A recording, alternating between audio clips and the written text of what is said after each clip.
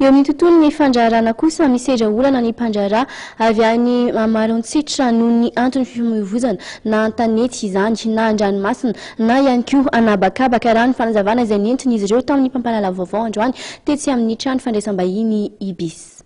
Olana zany tena sidraina any Maroatsetra ny olana tena misy any zany ny olana fifamoivoizina na ny an-dranomasina io na ny anabakabaka na ny an-tanety makany Maroatsetra raha avy ao Tomasina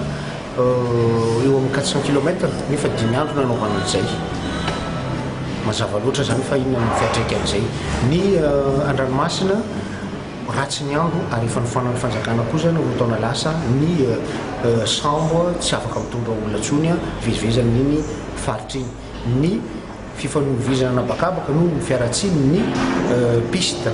ny aéroport Maroatsetra dia vao nifanan'ny armaty koa zany zao ny fifamoivoizana amin'ny anabakabaka amin'ny ADR 42 ka dia tena tokamonina tanteraka fanambola velona ny mponina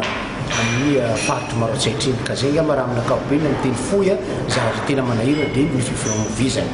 na ny olona tonga hitsidika mijery ny tanànany Maroatsetra sy ny valinjavoariny Masoala sy Makira